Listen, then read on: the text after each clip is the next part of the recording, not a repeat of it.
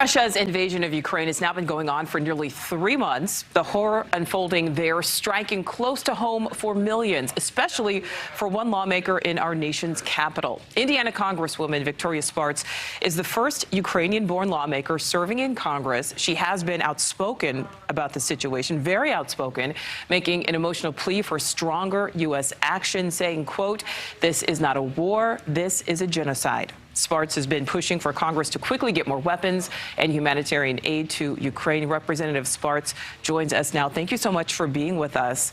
You know, first, you still have family in Ukraine. Are they okay? Have you been able to speak with them?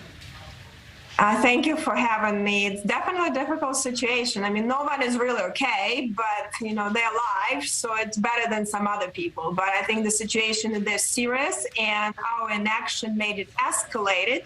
Or slow walking in action made it escalate further. So I think our action needs to be more decisive, and it seems like the president starts understanding that now.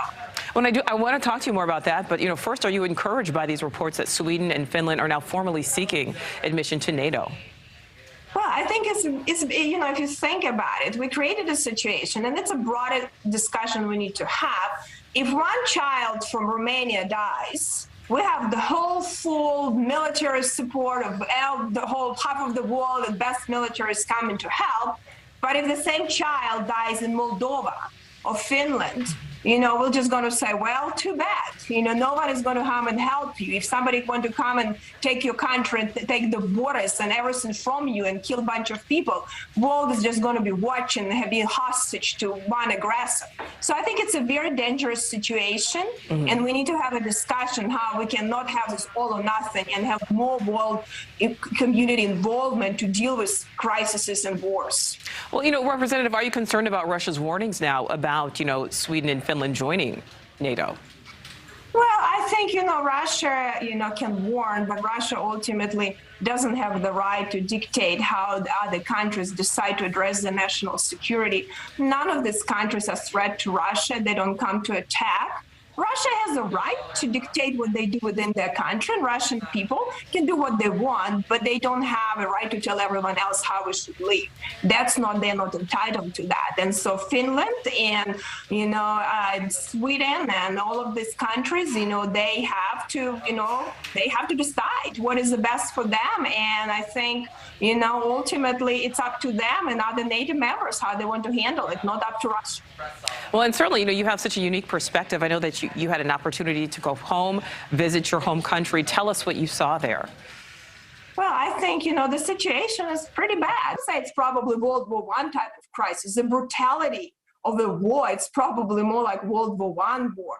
And I couldn't believe that we're going to deal with that again in the 21st century. It's a full-scale, you know, conventional war with a lot of human life lost, atrocities, and a lot of, you know, potential serious war crimes. I think this is, you know, that is a very dangerous situation. I'm going to go back to something that you spoke with at the top. This will be our last question for you, Representative. But do you think the White House, do you think Congress are doing enough to help Ukraine?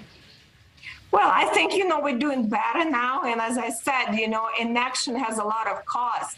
You know, being proactive is always cheaper than being reactive, and we learn with our mistake. But I still believe it's important for us to understand that security assistance is the best humanitarian assistance, because there are really, you know, if we don't help Ukrainian army, you know, to stop, you know, advancement of Russians, to protect the humanitarian corridors, to be able to provide, you know, the ships getting out of the harbors and provide food to Middle East particularly. You know, if we're not going to help them with weapons to be able to defend themselves and stop this advancement, you know, then we'll have to get engaged, you know, our guys, you know, very disappointed that very little money was given directly to Ukraine in the first package, and 13.6 billion. You know, there is a little bit more, but when people think it's not all 40 billion go to Ukraine, a lot of this goes here in Europe and all these different things, you know, but I think we need to make sure that we do actually help Ukrainian army to fight this war,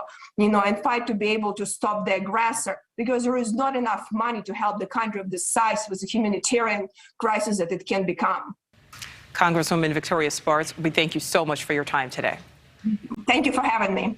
Thank you for watching. Click the red subscribe button below so you can get more of NewsNation's fact-driven, unbiased coverage.